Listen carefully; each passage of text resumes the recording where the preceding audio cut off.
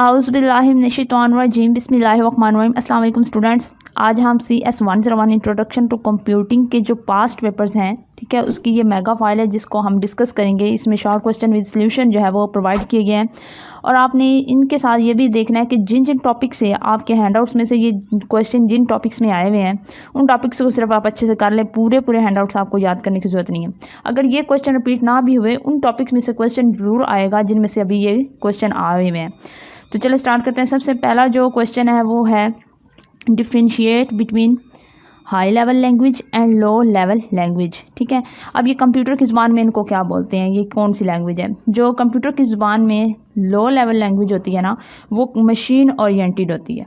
ठीक है, यानी जो मशीन को समझ आती है, जिस ज़ुबान की मशीन को समझ आ जाए, जिसको वो इंटरप्रेटर कर सके, उसको प्रोसेस कर सके, ठीक है, समझ के हमें आउटपुट दे सके, उसे बोलते हैं लो लेवल लैंग्वेज। और जो हाई लेवल लैंग्वेज होती है ना, ये मशीन इसको अंडरस्टैंडेबल नहीं कर सकती। ठीक है, तो जो हाई लेवल लैंग्वेज होती है ये मशीन ओरिएंटेड नहीं होती। ठीक है, इसको हाई लेवल लैंग्वेज को हमें मशीन ओरिएंटेड यानी मशीन के अंदर अगर इसको यूज़ करना, मशीन मतलब कंप्यूटर वगैरह में, कंप्यूटर को अगर समझानी है हाई लेवल लैंग्वेज की, तो उसको पहले हमें किसी भी कंपाइलर के ज़रिए या इंटरप्रेटर के ज़रिए उसको लो लेवल में चेंज करना पड़ता है।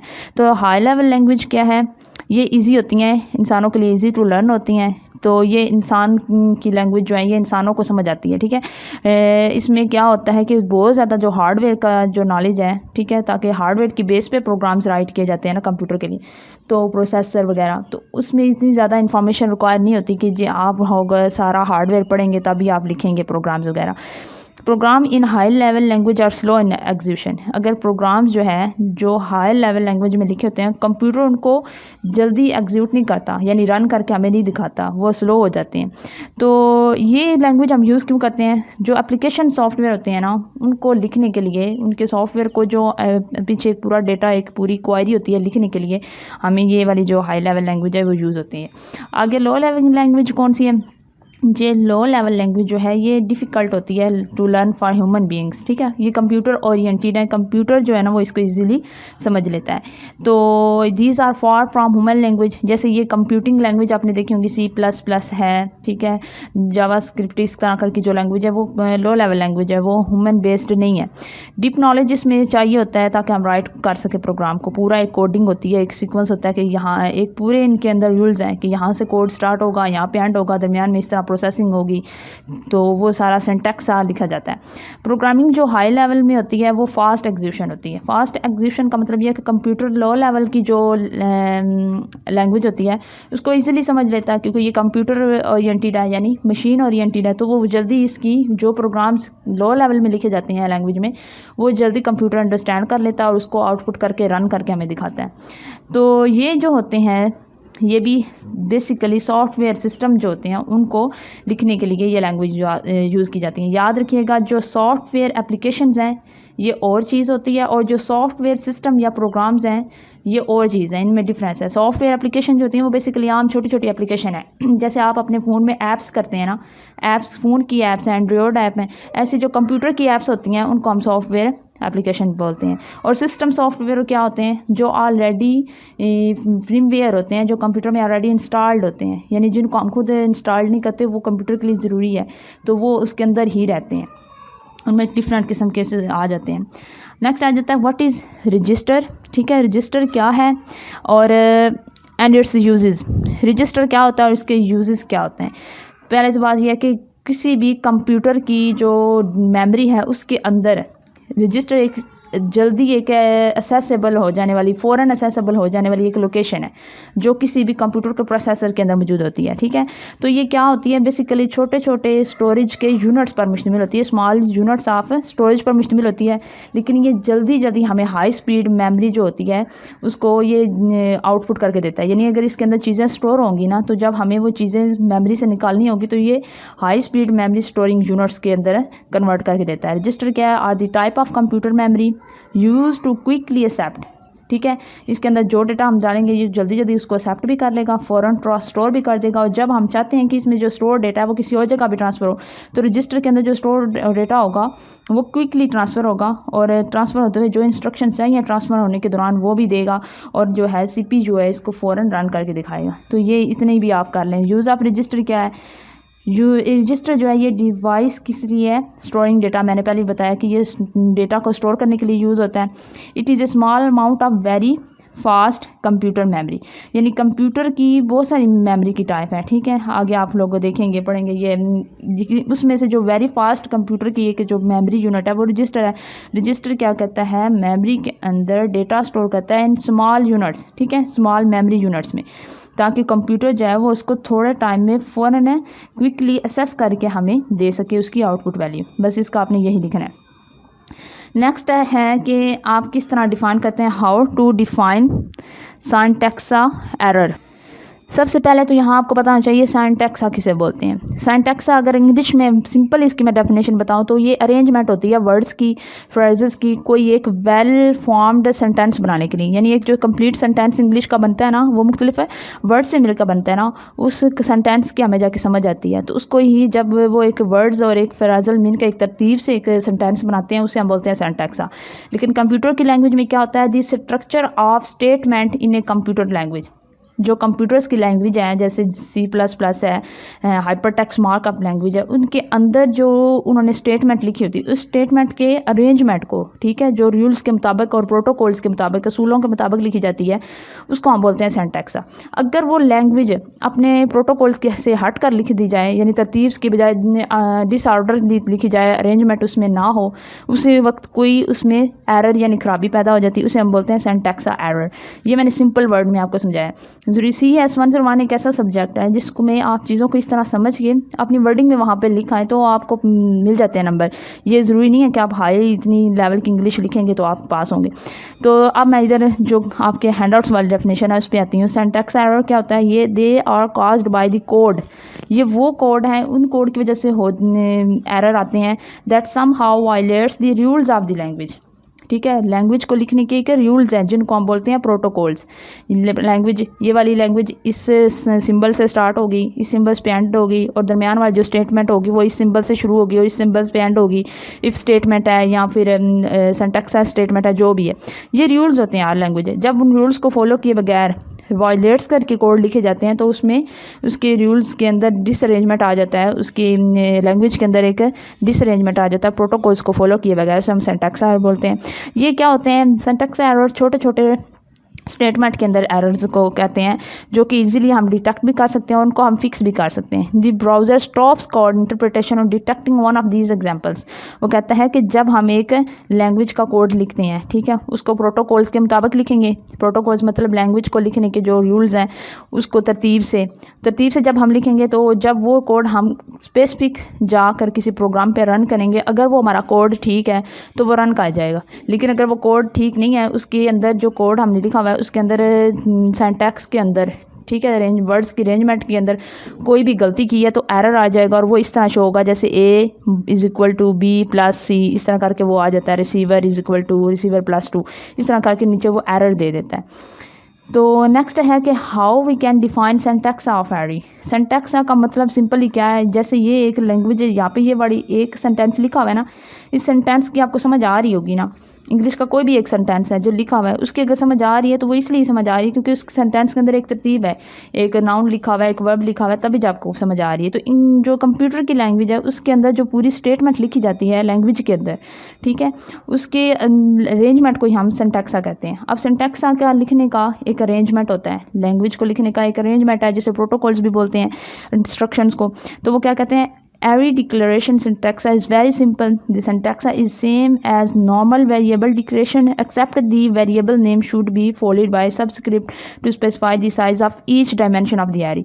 अब जो arrangement होती है वो यहाँ तो इन सिंबल से शुरू होती है, ठीक है, या फिर इन सिंबल से शुरू होती है, आगे फिर HTTP लिखा होता है, इस तरह करके कोड लिखे होते हैं ना, इस तरह करके। तो ये जो अरेंजमेंट है ना, ये आपके आगे पीछे नहीं होनी चाहिए। ये जिस जगह पे इनर की अरेंजमेंट इंस्ट्रक्शंस में लिखी हुई है उनको आपने उसी तरह फॉलो करना है। तो यहाँ पर भी वो यही कह रहा है कि शुरू में जो लफ्ज़ है उसका साइज़ कितना होना चाहिए उसको, और उसके बाद जो स्पेसिफिकली आता है वर्ड उसको सबस्क्रिप्ट होना चाहिए या सुपरस्क्रिप्ट होना चाहिए। सबस्क्रिप्ट का मतलब होता है ये एक्स के ऊपर जो वैल्यू लिखी होती है इसे सुपर स्क्रिप्ट बोलते हैं, जो एक्स के नीचे वैल्यू लिखी होती है उसे हम सब स्क्रिप्ट बोलते हैं। तो इस तरह के कोडिंग के दौरान जो सब स्क्रिप्ट और सुपर स्क्रिप्ट है, इनकी वैल्यूज़ और इनकी जो तरतीब है वो जो है वो हमने देखनी होती है, इसको यारी बोलते हैं। What are the parts of insert ribbons in MS word. MS word है ना, उसके अंदर इंसर्ट का एक ऑप्शन होता है, एक ग्रुप होता है। आपको कभी MS वर्ड ओपन करके देखें, वहाँ पर सबसे ऊपर जो अरेंजमेंट बना होता है, यहाँ पर लिखा होता है होम, यहाँ पे लिखा होता है इंसर्ट, आगे लिखा होता है पेज लेआउट, इस तरह करके सारे ग्रुप्स बने हुए हैं। तो इंसर्ट पर अगर हम क्लिक करें तो आगे नीचे फिर और ऑप्शन आते हैं। नीचे ऑप्शन आता है रिबन इंसर्ट कर लें या पिक्चर इंसर्ट कर लें या शेप इंसर्ट कर लें, यहाँ पर लिखा होता है। तो जो चीज़ हमने अपने पेज में इंसर्ट करनी होती है हमने उस पर क्लिक करना होता है। तो इंसर्ट रिबन का 5 नंबर का क्वेश्चन मेरे अपने पेपर में आया था, ये जो मैं आपको बता रही हूँ। इसमें क्या है कि इंसर्ट रिबन में जो बॉक्स होते हैं वो हम किसके लिए यूज़ कर सकते हैं, ग्राफिकल फॉर्मेटिंग के लिए। यानी कि अपना जो डॉक्यूमेंट है उसका फॉर्मेट होता है, एक पूरा जो व्यू है जो हमें पेज का नज़र आ रहा है, ठीक है, उसे फॉर्मेट बोलते हैं। उस फॉर्मेट के अंदर हमने पेज के अंदर कोई पिक्चर ऐड करनी है, इंसर्ट के पर जाएंगे, इंसर्ट कर लेंगे पिक्चर, कोई ग्राफ ऐड करना है, कोई जो है हम लोगों ने ये क्लिप आर्ट से जाके चीज़ें ऐड करनी है, कोई सिंबल ऐड करनी है, कोई शेप ऐड करनी है, तो वो हमें उसको हम बोलते हैं graphical formatting. Insert tab is used to insert different features, जैसे कि इंसर्ट टेबल अपने डॉक्यूमेंट में डालने के लिए, पिक्चर्स को, क्लिप आर्ट को, शेप्स को, चार्ट को, पेज नंबर डालने के लिए, हेडर और फूटर एंड डॉक्यूमेंट्स के अंदर डालने के लिए भी हम इंसर्ट पे ही जाते हैं। तो ये सिंपल थोड़ी बहुत प्रैक्टिकल चीज़ें हैं, इस पर आप सिंपल ही, अगर ये आपको अभी समझ नहीं आ रही तो आप YouTube पे लिखें कि what is the function of insert ribbon, how to use insert ribbon, तो सिंपली आपको उर्दू में वो समझा देंगे। तो पार्ट्स ऑफ इंसर्ट रिबन के अंदर सब ग्रुप, इंसर्ट एक खुद ग्रुप है, ठीक है, इसके अंदर जो सब ग्रुप है वो ये लिखे हुए हैं। इंसर्ट पे जाएंगे पहले ग्रुप के अंदर, उसके अंदर जो सब ग्रुप बने होंगे वो इंसर्ट पेज होगा, इंसर्ट टेबल होगा, इंसर्ट इलस्ट्रेशन होगा, इंसर्ट लिंक, यानी कोई भी चीज़ आप इंसर्ट करके अपनी फाइल में डाल सकते हैं। और हेडर और फुटर क्या होता है, जैसे इस फाइल के नीचे अगर आप गौर से देखें तो एंड पे लिखा हुआ है नोवा smart education by sir Islam, ये बेसिकली डॉक्यूमेंट्स के एंड पे लिखा हो तो इसे बोलते हैं फुटर, ठीक है। अगर ये डॉक्यूमेंट्स के स्टार्ट में लिखा हो, पेज के स्टार्ट में यहाँ पे लिखा हो, ठीक है, तो उसे हम बोलते हैं हेडर। अब ये एंड पे लिखा हुआ है तो ये फुटर। ये हेडर और फुटर क्यों लगाए जाते हैं, ताकि जब हमारा ये वाली फाइल हमने प्रिंट निकलवानी हो तो नीचे ये हेडर और फुटर लिखे हुई नोट के शक्ल में मौजूद हो, ठीक है। तो इस तरह ये चीज़ें डाली जाती हैं। How many types of sort in MS Excel. MS Excel में के अंदर सॉर्ट क्या होता है। अच्छा, सबसे पहले आपको पता होना चाहिए सॉर्ट का मतलब होता है किसी चीज़ की तरतीब देना, ठीक है। अब आपको पता है कि MS एक्सेल में इस तरह क्या हो जाते हैं, टेबल बनाए जाते हैं, ठीक है। अब टेबल के अंदर हमने वैल्यूज़ लिखी हुई हैं, इधर B लिखा हुआ है, इधर C लिखा हुआ है, इधर A लिखा हुआ है, इस तरह करके हमने, या फिर 3 लिखा हुआ है, 2 1, इस तरह हमने वैल्यूज़ लिखी होती हैं। सॉर्ट का मतलब होता है इनको अल्फ़ाबेटिकली अरेंज करना, यानी छोटे से बड़े की तरफ अरेंज करना या बड़े से छोटे की तरफ अरेंज करना। यानी सॉर्ट 2 टाइप की होती हैं MS एक्सेल में, एक बेसिक सॉर्ट होता है, एक कस्टम सॉर्ट होता है, ठीक है। एक जो होता है वो A को Z की तरफ सॉर्ट करता है, यानी अगर A to Z सॉर्ट करूँगी ना तो वो A को उठा के ऊपर ले जाएगा, फिर B को, फिर C को, यानी तरतीब देगा। सॉर्ट का मतलब तरतीब है। इस तरह अगर अल्फ़ाबेटिकली ये आ जाएगा और न्यूमेरिकली क्या होगा 1 2 3, ठीक है, यानी असेंडिंग सॉर्ट और डिसेंडिंग सॉर्ट, इसको तरतीब देने को हम कहते हैं सॉर्ट इन MS एक्सेल। तो 2 टाइप्स हैं, एक बेसिक सॉर्ट है और एक कस्टम सॉर्ट है। नेक्स्ट है कि write formula for sum to add row 3 and address of containing cell 6। अब ये जो है इन्होंने आपको एक पता होना चाहिए कि एक जो सेल है ना MS एक्सेल के अंदर इस तरह शीट बनी होती है, ठीक है, उसके अंदर ये जो है ना ये वाला, ये एक सेल कहलाता है, ठीक है। ये एक सेल कैसे बनता है, एक रो से और एक कॉलम से एक सेल बनता है। इसके अंदर अगर मैंने किसी चीज़ की वैल्यू को पुट करके 2 अगर सेल में वैल्यूज़ लिखी हुई है उसको पुट करके उसका सम निकालना है तो उस सेल का एड्रेस लिखना पड़ेगा, ठीक है। अब रो नंबर जो है यहाँ पर उन्होंने कौन सी बताई है, 3, ठीक है। रो 3 और and address of containing cell 6, और इसी तरह जो है 6 नंबर का जो इधर होगा कॉलम या रो कह लें जिसका, उसके अंदर जो वैल्यूज़ लिखी होगी उन दोनों को मैं किसी भी एक डब्बे के अंदर इक्वल का साइन लगा के फिर सामने लिख के आगे ब्रैकेट लगा के इस पर क्लिक करूँगी, फिर इस पर क्लिक करूँगी, फिर ब्रैकेट बंद करूँगी, तो वो इन दोनों का जो है ना दोनों वैल्यूज़ का सम निकाल के देगा। तो सम का फार्मूला याद रखना है आपने, ठीक है। किसी भी एक जो सेल होता है MS एक्सेल का, उसके अंदर हम इस तरह इक्वल का लगाते हैं। याद रखना है MS एक्सेल में हर फार्मूला इक्वल से शुरू होता है।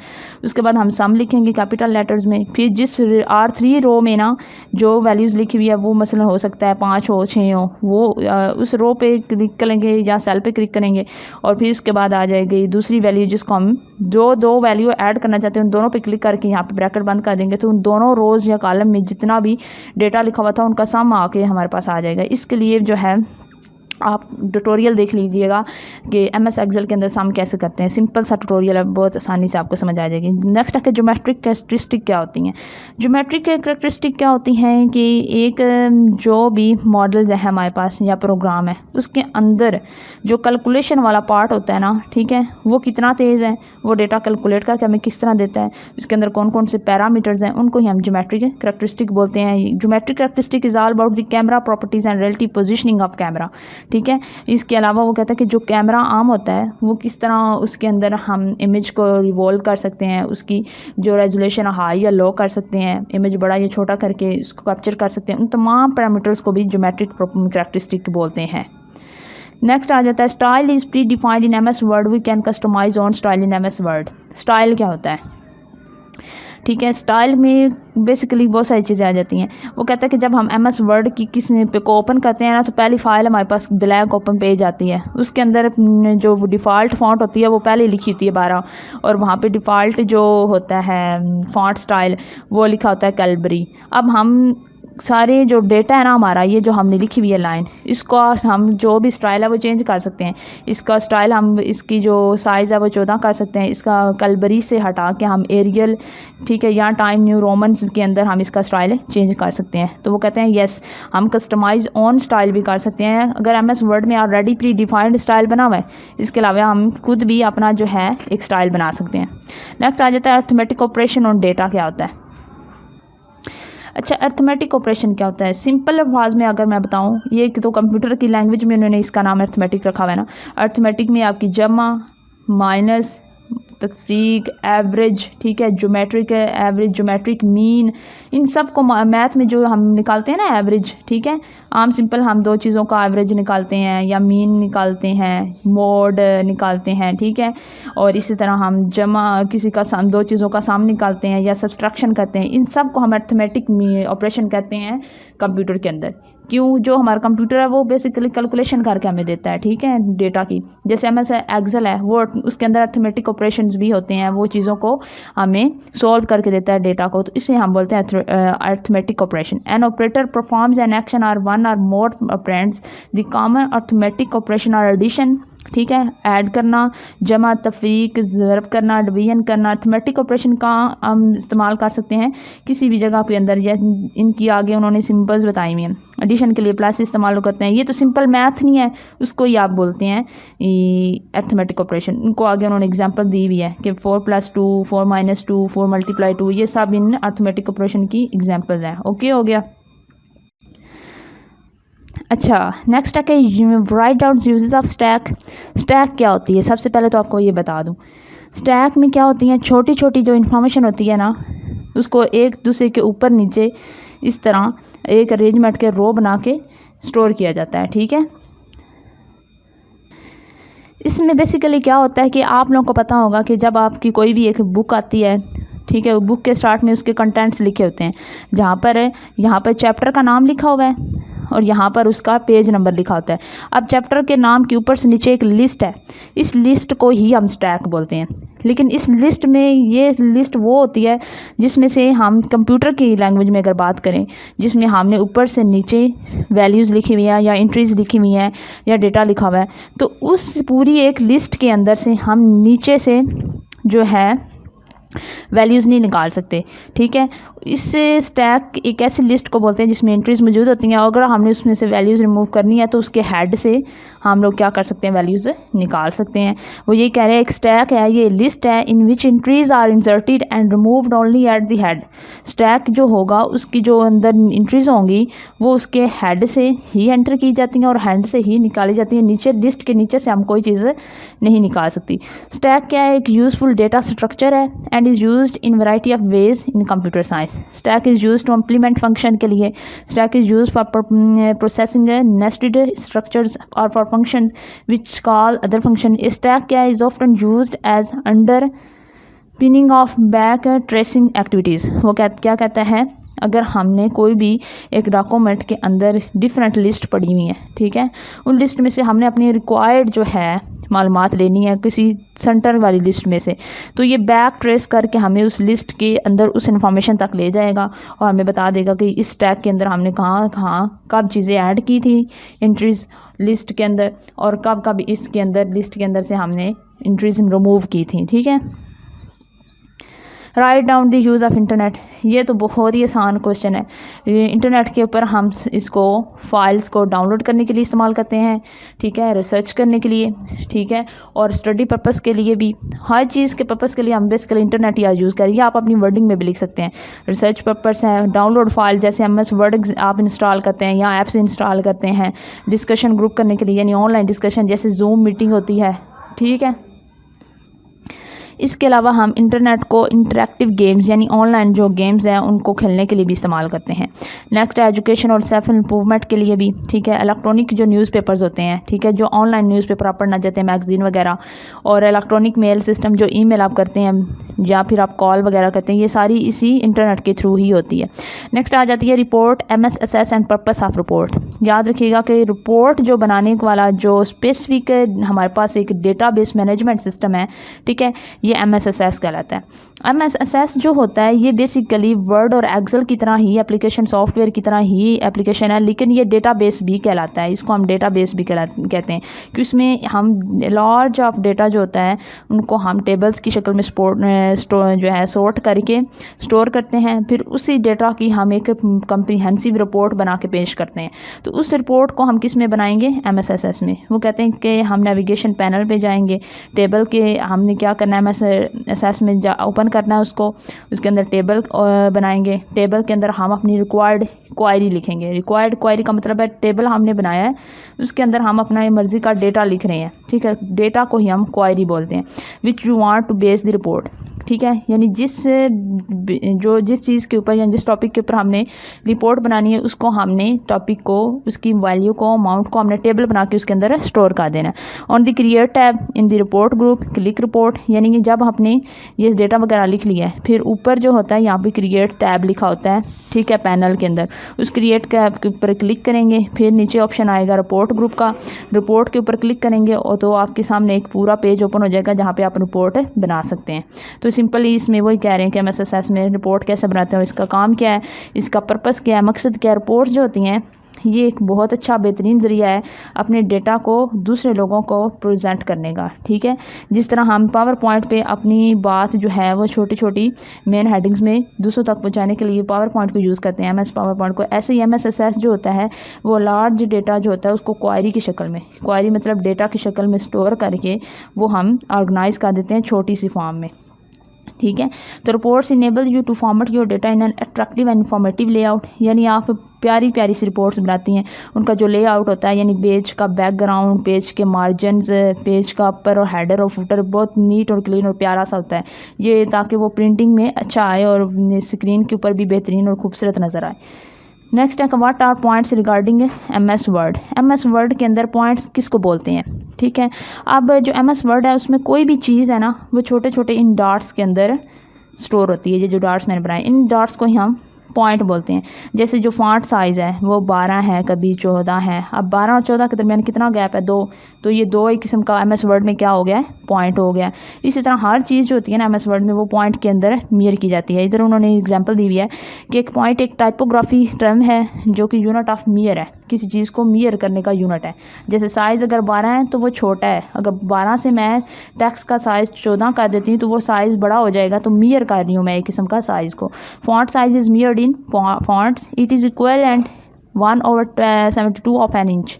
ठीक है, 1 इंच का में अगर हम 72 पार्ट करें, हम उसके 72 पार्ट्स करें, उसमें से एक पार्ट जो होता है वो इसका पॉइंट कहलाता है।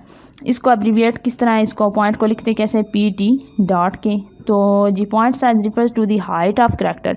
करैक्टर पहले क्या होता है, ये जो पूरी एक लाइन लिखी हुई है ना, ये ANS, ठीक है, ये वर्ड लिखा हुआ है आंसर। इस आंसर में जो पहला वर्ड है ये एक करैक्टर है, N दूसरा करैक्टर है, S तीसरा करैक्टर है। यानी जो भी आपका पैराग्राफ लिखा हुआ है या जो भी सेंटेंस लिखा हुआ है, सेंटेंस में हर अल्फ़ाबेट को हम करैक्टर बोलते हैं। और एक करैक्टर को स्टोर करने के लिए भी मुख्तलिफ पॉइंट्स चाहिए होते हैं, मुख्तलिफ बिट्स चाहिए होते हैं। ठीक है, तो वो उसकी हर करैक्टर की, जैसे ये F लिखा हुआ है फॉन्ट में, ठीक है, अब ये जो फॉन्ट है इसकी हाइट मुख्तलिफ है, 0 की हाइट मुख्तलिफ है, N की हाइट मुख्तलिफ है और T की हाइट मुख्तलिफ है।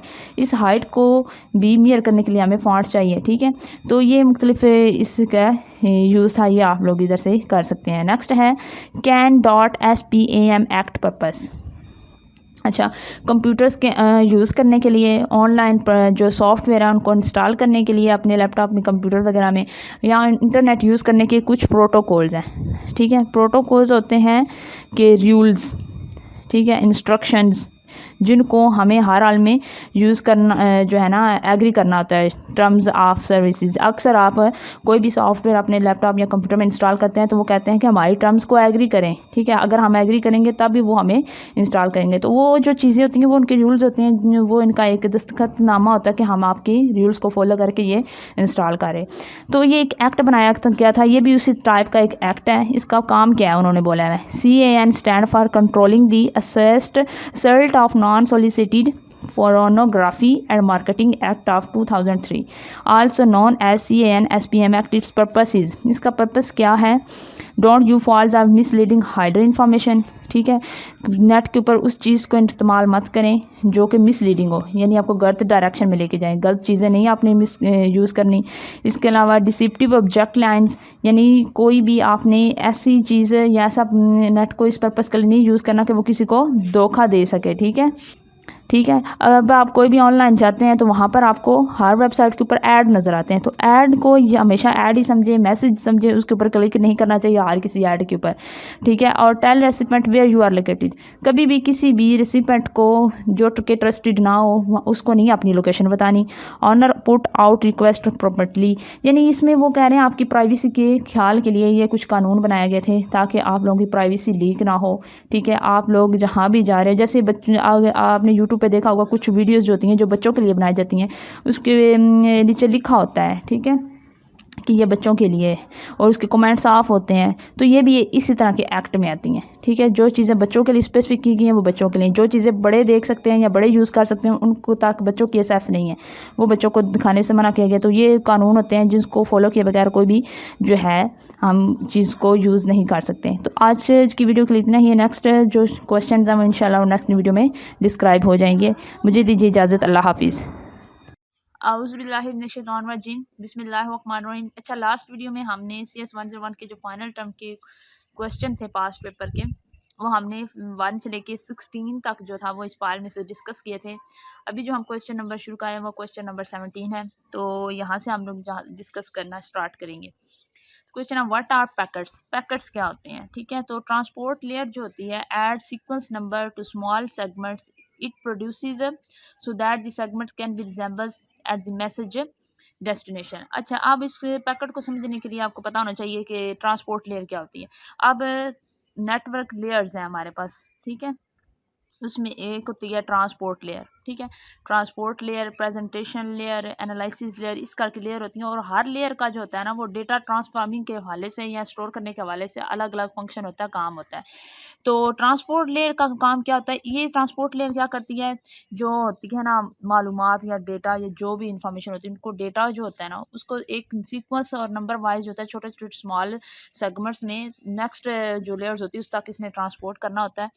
इस तरह के it produce so that the segments can be resembles the at the messages destination.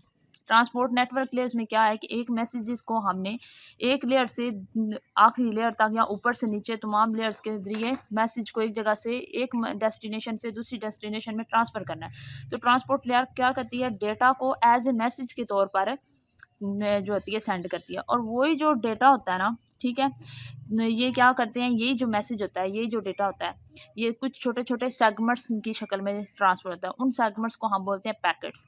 यानी जो पैकेट्स हैं बेसिकली ये क्या है, डेटा को डेटा ही होते हैं, छोटे छोटे स्मॉल मैसेज ऑफ डेटा ही होता है जो मैसेजेस की शक्ल में एक डेस्टिनेशन से दूसरी डेस्टिनेशन में ट्रांसफ़र होगा with the help of network transport layer. Okay हो गया। नेक्स्ट हमारे पास है मशीन इंडिपेंडेंस। क्या होती है, कुछ लैंग्वेजेस वो होती हैं जो मशीन के ऊपर डिपेंड ही नहीं करती, यानी वो मशीन ओरिएंटेड लैंग्वेजेस नहीं है।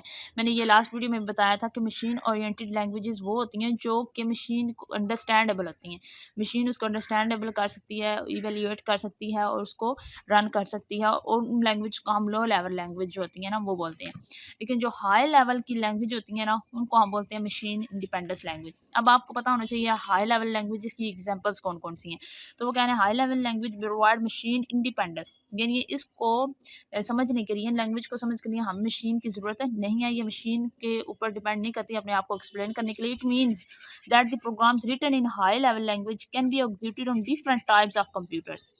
ठीक है, यानी वो एक मशीन के ऊपर डिपेंड नहीं कर रही, उसको हम किसी भी और जो होता है इंस्ट्रूमेंट आला या फिर कंप्यूटर या मशीन के ऊपर हम रन कर सकते हैं। वो एक मशीन से स्पेसिफिक या मशीन के ऊपर एक ही मशीन के ऊपर डिपेंड करने वाली नहीं है।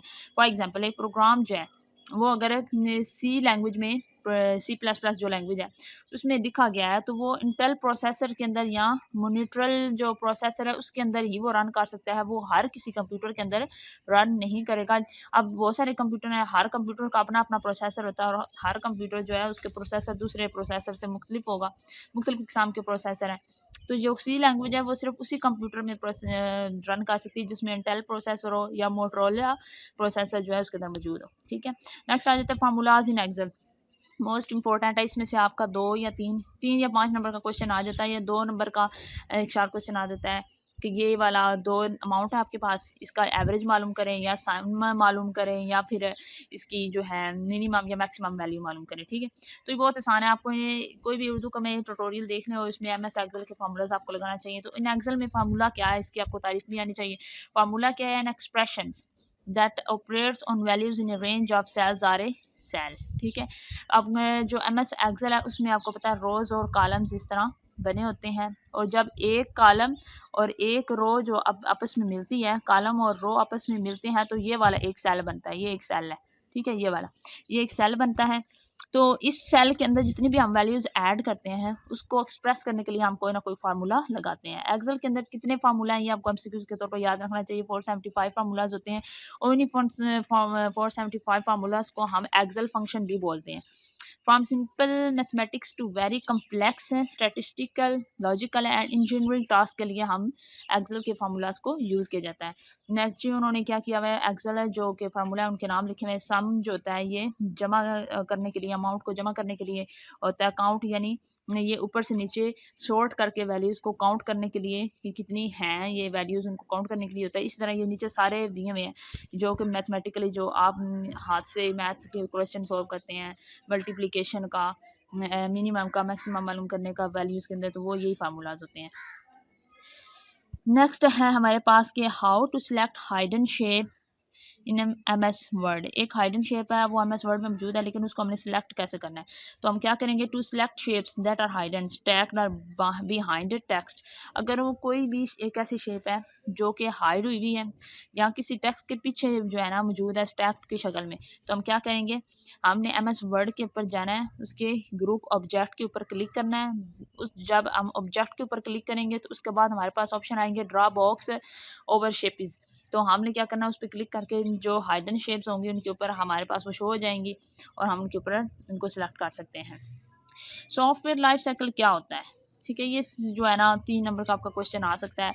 और सॉफ्टवेयर लाइफ साइकिल की ना कुछ जो हैं वो हैं स्टेप्स हैं, ठीक है, या ये कह लें कि जिस इनके अंदर जो 5 स्टेप्स होते हैं, 5 अच्छे, वो आप लोगों ने स्टेप्स के नाम भी याद करने। दी सॉफ्टवेयर लाइफ साइकिल क्या है, refers to all the phases of a software product throughout its planning development and use all the through its eventually obsolescence और रिटायरमेंट। वो क्या कहते हैं, कोई भी सॉफ्टवेयर है उसको हमने बनाना होता है, ठीक है। अब ढेर सारी सॉफ्टवेयर है हमारे पास, कंपनी है, कंप्यूटर का सॉफ्टवेयर हो गया, मोबाइल का सॉफ्टवेयर होगा, जो नया मोबाइल आता है किसी कंपनी का उसका सॉफ्टवेयर बनता है। तो जो सॉफ्टवेयर होता है ना, उसको सबसे पहले हम जो बनाने वाला होता है सॉफ्टवेयर इंजीनियर, उसको वो प्लानिंग करता है कि मैंने ये सॉफ्टवेयर क्या क्या इसके अंदर कौन कौन से फीचर डालने हैं, वो प्लानिंग करेगा, उसको डिज़ाइन करेगा, फिर उसको डेवलप करेगा। इसके अंदर जो मुख्तलिफ फेजेस होती हैं ना, स्टेप होते हैं, उनको ही हम कहते हैं सॉफ्टवेयर लाइफ साइकिल। तो आपको ये पता होना चाहिए। वो क्या कहते हैं, जिससे इस प्रोसेस के अंदर बहुत ज़्यादा वेरिएबल पार्ट्स हैं जिनको बाद में हम चेंज भी कर सकते हैं वेरिएशन के ज़रिए। कुछ जो होते हैं छोटे छोटे पार्ट सेगमेंट में हमने डिवाइड करके मुख्तलिफ जो होते हैं मेन पीसेस बनाते हैं, यानी एक बड़ा मेन पीस जो है वो मुख्तलिफ छोटे छोटे मेन पीस से बना होता है। तो ये इस तरह करके सॉफ्टवेयर जो होता है वो कम्प्लीट जो है डेवलप किया जाता है। तो इतना ये मुश्किल नहीं है। नेक्स्ट है कि कौन कौन सी हेल्थ डिजीज़ हैं, ठीक है, ये CS इम्पैक्ट ऑन सोसाइटी आपका एक टॉपिक है CS 101 में, कि कंप्यूटर साइंस के सोसाइटी के ऊपर क्या असर आता है, तो उसके हवाले से इसके सेहत पर भी असर आता है। तो ये उन्होंने हेल्थ डिजीज़ बताई हुई है, कौन कौन सी एलर्जीज़ हैं, कोल्ड्स एंड फ्लू है, ठीक है, कंजक्टिविटीज़ है, पिंक आई, ठीक है, डायरिया, हेडेक, स्टोमिक चीज़ है, यानी इनकी इलेक्ट्रॉनिक चीज़ें यूज़ करने से हमें क्या क्या हेल्थ के नुकसान हो रहे हैं, यही पूछ रहे हैं। तो ये आसान है। नेक्स्ट है basis and power is also called, basis and power is also called radix और पावर इज आल्सो कॉल्ड, ठीक है। तो ये एक्सपोनेंट कहलाती है, ठीक है, ये आपको पता होना चाहिए कि जो बेस होती है उसको हम रेडेक्स बोलते हैं, जो पावर होती है उसको एक्सपोनेंट भी बोलते हैं। नेक्स्ट आ जाता है differentiate between MS word and MS power point. MS word के अंदर हम बिल्कुल एक सिंपल सा डॉक्यूमेंट बनाते हैं, ठीक है, जिसमें हम तफसील भी लिख सकते हैं, हेडिंग भी दे सकते हैं। लेकिन जो MS पॉइंट होता है ना, ठीक है, जो जिसमें पावर पॉइंट जो है वो भी MS वर्ड की तरह ही काम करता है, लेकिन उसमें से एक एक करके हम स्लाइड ही बनाते हैं, ठीक है। उसमें एक पेज एक स्लाइड पे मुश्तमिल होता है, उसमें हम मेन मेन हेडिंग्स लिखते हैं, मेन हेडिंग्स के अंदर सब हेडिंग्स लिखते हैं, मुकम्मल जो होती है ना वो क्या कहते हैं एनिमेशंस के ज़रिए, उसके अंदर ग्राफिकली चीज़ें ऐड करके एनिमेशंस के ज़रिए भी हम चीज़ें समझाते हैं। और उसके अंदर पूरी तफसील जो होती है वो हम नहीं लिखते, सिर्फ बुलेट्स और पॉइंट्स में छोटी छोटी चीज़ें जो होती हैं वो इंसर्ट करते हैं। उन्होंने यहाँ पे कंपैरिजन दिया हुआ, ये मैंने पहले अपनी सिंपल वर्डिंग में बताया, ऊपर उन्होंने बताया कि दिस MS वर्ड जो होता है हेल्प करता है इन कंपनीज़ के लिए to prepare digital documents. Digital documents वो होते हैं जो ऑनलाइन डॉक्यूमेंट एक जगह से दूसरी जगह ट्रांसफ़र किया जा सके। जैसे आप लोग अपने आपके पास व्हाट्सएप में या कहीं भी ऑनलाइन आप डाउनलोड भी करते हो फाइल्स PDF में और ट्रांसफ़र भी करते हो, तो वो डिजिटल डॉक्यूमेंट्स हो जाते हैं जो ऑनलाइन हम ट्रांसफ़र कर सकते हैं। तो उन डिजिटल डॉक्यूमेंट्स को बनाने के लिए हमारे पास एक प्रॉपर फॉर्मेट भी होना चाहिए जिस फॉर्मेट में वो ट्रांसफ़र हो सके। तो वो फॉर्मेट कौन से होते हैं, या PDF फॉर्मेट होता है या वर्ड फॉर्मेट होता है, तो वो हम वर्ड प्रोसेसेस के ज़रिए बनाते हैं। इसके अलावा आ जाता है कि दूसरा है MS पावर पॉइंट है, ये प्रेजेंटेशन बनाने के लिए इस्तेमाल किया जाता है। हम कोई भी प्रेजेंटेशन बनाते हैं तो उसको हम मेन मेन चीज़ें उसमें लिख लेते हैं ताकि किसी मीटिंग में या क्लास में जो आप प्रेजेंटेशन देना चाहते हैं उसमें आप पावर पॉइंट को यूज़ कर सकें। ये आप बिल्कुल आसान है, ये आप यहाँ से रीड कर लीजिए। राउट डाउन दी वर्ड पाकिस्तान और MSSS बाय सिंटैक्सा। अच्छा, जो MSSS है, ठीक है, इसके ऊपर आपने सिंटैक्स के ज़रिए पाकिस्तान वर्ड लिखना है। अब MSSS के अंदर सबसे पहले आपको पता होना चाहिए कि जो भी डेटा हम लिखते हैं वो in the form of query लिखते हैं, और क्वेरी को तब ही हम देंगे जब हम एक सीक्वेंस ऑफ जो डेटा है वो उसके अंदर लिखेंगे। सीक्वेंस ऑफ डेटा मैंने पिछली वीडियो में बताया था, सिंटैक्स क्या बोलते हैं, एक सेंटेंस के अंदर जो वर्ड्स की तरतीब होती है, जिस तरतीब से उन्हें लिखा जाना चाहिए, उसको ही हम सिंटैक्स बोलते हैं। तो पाकिस्तान को आप किस तरह लिखोगे, तो ये आप सिंपल जो है इसको PAK ऐसे जो है इसका ये आंसर यही होगा, वही लिखना है। नेक्स्ट आ जाता है write down uses of tool tip. Tool tip क्या है? टूल टिप क्या है? एक ब्रीफ छोटा सा जो कि पूरी इन्फॉर्मेशन है, एक छोटी सी इन्फॉर्मेशन है जो है समरी की शक्ल में देता है। इन्फॉर्मेटिव मैसेज होता है that appears when a user interact with an element in a graphical user interference. ठीक है। Tool tips can be attach to any active elements, icons, text, links, buttons on a page. वो कहता है कि जब आप कंप्यूटर ऑन करते हैं तो कंप्यूटर के ऊपर जो स्क्रीन आपको शो होती है ना, उसको हम बोलते हैं ग्राफिकल यूज़र इंटरफेस। यानी जब आप कंप्यूटर या कोई भी मशीन ऑन करते हैं तो सामने आपको जितने भी उसका इंटरफेस नज़र आता है उसको हम ग्राफिकल यूज़र इंटरफेस करते हैं, जिसमें यहाँ पर फ़ोन में हम अगर ऑन करें तो हमें ऐप्स नज़र आती हैं। फ़ोन में गैलरी है, कैमरा है, आपका फ़ाइल मैनेजर्स हैं, ये वाली क्या है ऐप्स हैं, इसी को ही हम ग्राफिकल यूज़र बोलते हैं। इसी तरह जब आप कंप्यूटर ऑन करते हैं तो इसमें आइकॉन्स होती हैं, माई कंप्यूटर की, ठीक है, रिसाइकलिंग बिन की होती है, इस तरह नेटवर्क की होती है। तो ये जो ऐप्स आइकॉन्स बनी होती हैं ना, जब आप इनके ऊपर माउस के ज़रिए राइट क्लिक करते हैं ना, तो वो इन्फॉर्मेशन देता है कि इस आइकॉन के अंदर कौन सी इन्फॉर्मेशन है मौजूद है। तो वो जो इन्फॉर्मेशन राइट क्लिक के आप लेते हो ना, उसे ही बोलते हैं टूल टिप। यानी अगर मेरे कंप्यूटर के अंदर यहाँ पर माई कंप्यूटर का आइकन है, मैं जो माउस है उसके ज़रिए इसके ऊपर माउस को पॉइंट करके राइट क्लिक करूँगी तो वो मुझे बताएगा कि माई कंप्यूटर के अंदर क्या क्या है। ठीक है, इसके अंदर आप जाओगे तो नीचे प्रॉपर्टीज़ भी शो होंगी, यहाँ पर इंसर्ट भी, न्यू फोल्डर है, इस तरह करके ना ये सारी चीज़ें वो राइट साइड पे जो है इसकी इंफॉर्मेशन दे देता है उस मेन आइकॉन की, उसे टूल टिप्स बोलते हैं। नेक्स्ट है right 5 content of MS word home ribbon. ये हर बार आता है पेपर में, मेरे पेपर में भी आया था। जो होम रिबन है ना MS वर्ड का, उसके अंदर कौन कौन से कंपोनेंट सब हैं, चीज़ें हैं। याद रखिए ये होम रिबन एक मेन ग्रुप है। ठीक है, जब हम MS वर्ड करते हैं, जब इस होम के ऊपर हम क्लिक करते हैं ना MS वर्ड में, ठीक है, तो उसके बाद हम उसके अंदर हमारे पास मेन कंपोनेंट्स आते हैं 5 है। एक क्लिप बोर्ड है, फॉन्ट का है, ठीक है, क्लिपबोर्ड पे कॉपी पेस्ट का ऑप्शन होता है, पैराग्राफ है, स्टाइल्स है, एडिटिंग है। तो ये होम के अंदर मौजूद होते हैं। तो ये आपने नाम लिखने हैं। List 4 software development types. ठीक है, अब आपने वो वाली 4 ने जो हैं टाइप्स लिखनी है जो कि सॉफ्टवेयर को डेवलप करती है।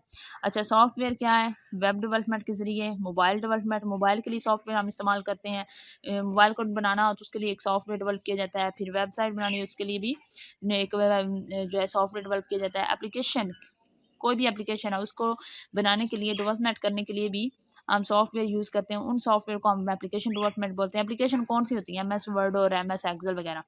सॉफ्टवेयर टूल्स जो होते हैं डेवलपमेंट, वो सॉफ्टवेयर के टूल्स को बनाने के लिए ये वाले सॉफ्टवेयर यूज़ होते हैं। बैक एंड डेवलपमेंट, ठीक है। तो ये सारे जो होते हैं ना, ये वाले 5 जो नाम लिखे हुए हैं, ये सॉफ्टवेयर को ही बनाने वाले टाइप्स हैं। यूजेस ऑफ FLP, ठीक है, ये आपकी वो है बुक के अंदर मौजूद है। इसका भी आंसर मैं यहाँ भी आपको बता देती हूँ। पहले तो आपको पता होना चाहिए FLP किससे क्या मुराद है। FLP होता है फंक्शनल लॉजिक लैंग्वेज, ठीक है, प्रोग्राम।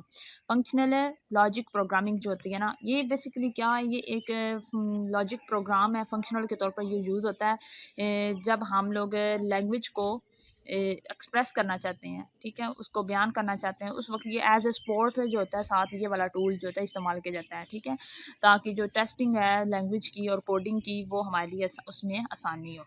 तो इसमें आपने ये लिखा है। नेक्स्ट है कि कंपैरिजन आपने बताना है between imperative and declarative paradigm.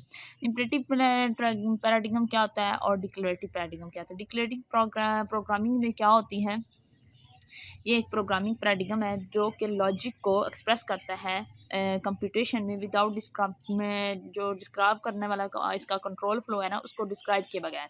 और जो इम्परेटिव प्रोग्रामिंग होती है, इसमें ये क्या करता है, स्टेटमेंट को यूज़ करता है और स्टेटमेंट को लेकर देखकर उसके बाद उसको क्या करता है, बयान करता है। यानी इसमें हमें सिर्फ लॉजिक फंक्शनल चाहिए, यानी इन द फॉर्म ऑफ जो है आपके पास न्यूमेरिक में डेटा होना चाहिए, जिसको वो लॉजिक फंक्शन यानी सम का या मल्टीप्लिकेशन का कोई भी फार्मूला लगा के उसको हम लॉजिकली एक्सप्रेस कर सकें। और ये जो होती है इसके लिए किस तरह की स्टेटमेंट लिखी होनी ज़रूरी है, उसके बाद ये उस प्रोग्राम को आउटपुट दे सकता है। नेक्स्ट है declarative programming is like asking your friend to fix your car, ठीक है, you don't care how to fix it, that's up to her. ठीक है। तो डिक्लेरेटिव प्रोग्रामिंग जो होती है ये हमारे ऊपर होती है कि हम अपना फंक्शन अपना काम जो वो किस तरह करते हैं। अब जो लॉजिकली जो प्रॉब्लम्स हैं वो हमारे ऊपर डिपेंड करते हैं कि वो हम इस कंप्यूटर के अंदर किस तरह के फंक्शन रखेंगे और किस तरह ये हेल्प करेगा। तो ये जो प्रोग्रामिंग होती है ये इस तरह काम करती है कि ये हमें कह देती है कि ये इट्स डिपेंड ऑन यू कि हमारे मेरे ऊपर आप फंक्शनल काम करो और अपना आउटपुट लो। ठीक है, मैं आपको काम करके दूंगी। इंपरेटिव प्रोग्रामिंग जो होती है like your friend calling your father that tells how to fix your car step by step. Imperative programming जो होती है इसने अपने साथ कुछ है हेल्पर टूल्स रखे होते हैं। ठीक है, उन टूल्स के जरिए ये आपको समझाती है कि आपने अपना प्रॉब्लम किस तरह फिक्स करना है। नेक्स्ट आ जाता है writes keys to bold italic underline undo and redo. ये शॉर्टकट की जो है ना कॉमन सी जो MS वर्ड में यूज़ होती है और MS एक्सेल में भी वो आपने लिखना है। कंट्रोल B प्रेस करेंगे तो जो आपने टेक्स्ट सेलेक्ट किया होगा वो बोल्ड हो जाएगा। ठीक है, और कंट्रोल I सेलेक्ट करेंगे तो वो इटैलिक फॉर्म में हो जाएगा। कंट्रोल U प्रेस करेंगे और टेक्स्ट को सिलेक्ट करके तो वो जो होगा ना टेक्स्ट उसके नीचे लाइन लग जाएगी, अंडरलाइन हो जाएगा।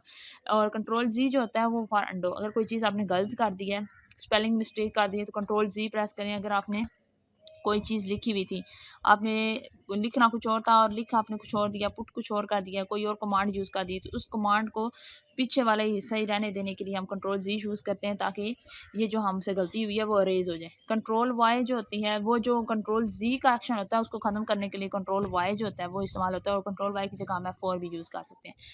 नेक्स्ट आके वेब लेआउट और प्रिंट लेआउट, इन दोनों में फ़र्क क्या है। वेब लेआउट क्या होती है, ये क्या करती है, display the document as it would appear as a web page.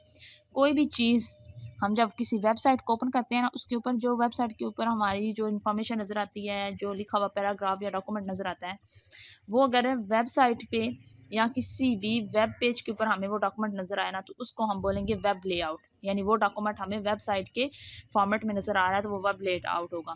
Print layout क्या होता है, जब भी किसी डॉक्यूमेंट्स को हमने प्रिंट करना होता है तो हम उसको प्रिंट करने के लिए कंट्रोल P प्रेस करते हैं तो वो प्रिंट लेआउट उसका सामने आ जाता है कि ये डॉक्यूमेंट प्रिंट होकर आपके पास कैसे आएगा।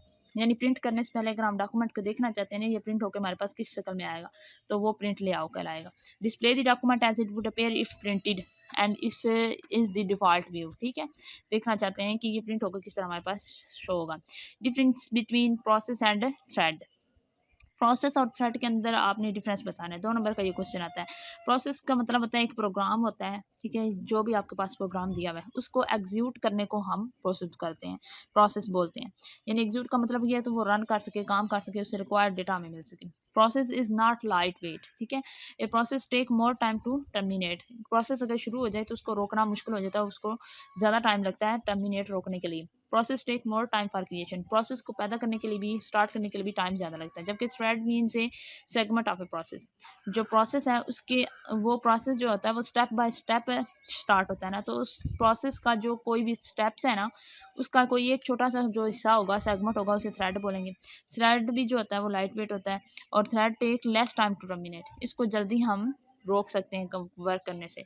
तो इसको पैदा करना यानी इसको डेवलप करना और इसको क्रिएट भी करना और एग्जीक्यूट रन करने में भी टाइम कम लगता है। SQL क्या होता है। SQL जो है सबसे पहले तो इसकी आपको क्या होनी चाहिए, एब्रीविएशन पता होना चाहिए SQL से क्या किसे बोलते हैं। ठीक है, उसके बाद इसका आपको फंक्शन भी, इसके यूजेस और फंक्शन भी पता होना चाहिए। SQL का मतलब होता है स्ट्रक्चर्ड क्वेरी लैंग्वेज। ठीक है, एक लैंग्वेज है उसके अंदर हमने कमांड और अपनी सारी इंस्ट्रक्शन डाल दी हैं। ठीक है, उसके बाद उस लैंग्वेज को यूज़ करेंगे तो वो हमारी दी हुई इंस्ट्रक्शन के ऊपर एक्ट करके आउटपुट देगी। इसे बोलते हैं structured query language. In order to access and retrieve data. Access का मतलब है किसी डेटा या इन्फॉर्मेशन तक रसाई हासिल करना, और रिट्राइव डेटा का मतलब यही होता है कि वहाँ से डेटा हासिल करके डाउनलोड करके अपने पास रखना। तो किसी भी डेटा को असेस करने के लिए और रिट्राइव करने के लिए हम क्या यूज़ करते हैं, SQL यूज़ करते हैं। This is most commonly use syntax for quarrying A relational database. ये SQL जो है ये एक सिंटैक्स की एग्जांपल है, यानी अरेंजमेंट ऑफ लैंग्वेज कोडेड। वो कोई भी लैंग्वेज है वो जिस कोड में कोड होती है, ठीक है, उसको हम कोड करते हैं तो उस कोड करने के लिए कुछ रूल्स होते हैं, उनको हम तरतीब से पूरी अरेंजमेंट के साथ वर्ड्स की अरेंजमेंट्स के साथ लिखते हैं, उसे सिंटैक्स कहते हैं। सिंटैक्स की इस अरेंजमेंट के थ्रू हम किसी भी डेटा को रिट्राइव भी कर सकते हैं, उसको असेस भी कर सकते हैं। क्वायरी इन एमएस किसके बोलते हैं? एमएस एसएस में क्वायरी जो होती है ना, वैसे ये क्वायरी इतनी कोई मुश्किल समझने में बात नहीं है। क्वायरीज क्या होती हैं? वो वाली कमांड होती हैं जो हम यूज़ करते हैं अपनी रिक्वायर्ड डेटा तक एक्सेस हासिल करने के लिए और उसको डाउनलोड करने के लिए। तो सिलेक्ट करना किसी चीज़ के, एक जगह से डेटा दूसरी जगह इंसर्ट करना, ऑलरेडी जो डेटा है उसको अपडेट करना, या डेटा जो ऑलरेडी हमारे पास मौजूद है उसको डिलीट करना, ये सारी कमांड जो होती हैं ये क्वायरीज ही कहलाती हैं। ये टाइप्स हैं इसकी, याद कर लीजिएगा। क्वायरी क्या है? सिलेक्ट। सिलेक्ट क्वायरी का क्या काम होता है? Use to retrieve the selected data, जो डेटा हमने सिलेक्ट किया हुआ है उसको डाउनलोड करने के लिए, ठीक है, उसको एक जगह से दूसरी जगह ले जाने के लिए, और उसको दूसरे डेटा से सेपरेट करने के लिए हम ये स्टार की सिंबल भी यूज़ करते हैं। जो टेबल के अंदर सेल होते हैं ना, MSSS में उसको फील्ड बोलते हैं, फील्ड्स। तो उस सेल के अंदर या फील्ड के अंदर डेटा एंटर और आउटपुट करने के लिए भी यूज़ होती है। सिलेक्ट का जो होता है वो क्या होता है, उसके अंदर हम अगर सिलेक्ट के लिए हमने क्वायरी यूज़ करनी है SQL की शक्ल में, कौन सा हम यूज़ करेंगे? फील्ड 1, फील्ड 2 और फील्ड n, ठीक है। पहले जो सेल है उसके लिए हम फील्ड 1 ही उसे बोलेंगे, दूसरे सेल को फील्ड 2। ये जो टेबल बना होता है MS वर्ड का, उसमें ये जो होते हैं ना सेल, इसको MSSS में फील्ड बोलते हैं, ठीक है। चीज़ वही है, सिर्फ नाम चेंज है। तो फ्राम और सिलेक्ट फ्राम, ये दरमियान में स्टार भी लगे हुए, ये सारी इनकी क्वायरीज हैं जो कि डेटा को एक जगह से दूसरी जगह ट्रांसफ़र करने के लिए, एक टेबल के एक रो से दूसरी टेबल के दूसरी रो या कॉलम तक ले जाने के लिए होती है। Next exert. इंसर्ट का भी हम क्या कहते हैं, जो हमारे पास MSSS के अंदर सेल है जिसको हम फील्ड बोल रहे हैं, ठीक है। MSSS के अंदर जो जिस तरह टेबल बना होता है उसको हम टेबल ही बोलते हैं, जबकि MS एक्सेल में इस टेबल को हम शीट बोलते हैं, स्प्रेड शीट। ये दोनों में डिफरेंस याद रखना है। MS एक्सेल के अंदर जो स्प्रेड शीट होती है उसको हम स्प्रेड शीट ही बोलते हैं, और उसके जो ये डिब्बे होते हैं उसको सेल बोलते हैं, एक से डिब्बे को एक सेल। लेकिन जो MSSS है उसके अंदर इस टेबल को हम टेबल ही बोलेंगे, और इसके ये जो डिब्बे होंगे इनको फील्ड बोलेंगे, ठीक है। तो इनके अंदर डेटा को इंसर्ट करने के लिए और निकालने के लिए, एडिट करने के लिए हम क्या यूज़ करते हैं? Insert tab. और इसके लिए भी उन्होंने ये इंसर्ट इनटू की कमांड यूज़ होती है, क्वारी। ये इंसर्ट टू जो है ये एक SQL है, क्वारी है। इस तरह अपडेट जो होती है वो ऑलरेडी जो किसी भी डेटा के अंदर मौजूद है, हमारे पास किसी भी इस तरह टेबल के अंदर जो डेटा मौजूद है, पहले लिखा हुआ है 1 2 3 की शक्ल में, लेकिन उस डेटा को हम अपडेट करना चाहते हैं तो उसके लिए यूज़ होती है। तो उसको डेटा को अपडेट करने के लिए हम कौन सी SQL कमांड यूज़ करेंगे? अपडेट टेबल, ठीक है, ये वाली यूज़ करेंगे और ये वाली कमांड लगाएंगे। तो ये आप लोग तभी कर सकते हैं जब आपको MSSS वगैरह चलाना आता हो, तो तभी आप लोग ये कर सकते हैं। इस तरह डिलीट जो होती है वो किसी भी टेबल के अंदर से डेटा को, उसके फील्ड के अंदर से डेटा को डिलीट करने के लिए इस्तेमाल होती है। तो इसके लिए कमांड जो होती है वो डिलीट फ्रॉम टेबल से यूज़ होती है। तो आज की वीडियो के लिए इतना ही है। तो नेक्स्ट वीडियो में मैं नेक्स्ट जो क्वेश्चन है वहाँ से आपको इसका करवाना स्टार्ट करूँगी। मुझे दीजिए इजाज़त। अल्लाह हाफिज़। औज़ुबिल्लाहिमिनश्शैतानिर्रजीम बिस्मिल्लाहिर्रहमानिर्रहीम।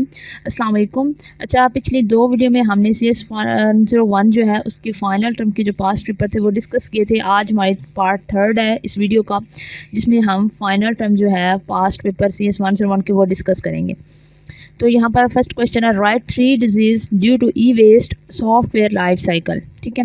ई वेस्ट का मतलब है इलेक्ट्रॉनिक वेस्ट, ठीक है, जो हमारे पास इर्द गिर्द जो हम इलेक्ट्रॉनिक चीज़ें जो हैं, कंप्यूटराइज्ड IT से रिलेटेड चीज़ें जो वेस्ट करते हैं, उनकी वजह से कौन कौन सी जो डिज़ीज़ है वो स्प्रेड हो रही हैं और काज होती हैं। तो सबसे पहला disease due to a waste skin cancer है, ब्रेन डैमेज, लंग कैंसर और किडनी डिज़ीज़। तो इसमें सिर्फ आपने ये नॉर्मली जो है चीज़ें आप लोगों ने इसकी याद रखनी है कि कौन कौन सी डिज़ीज़ है, जस्ट डिज़ीज़ का जो है आपने नाम याद रखना है।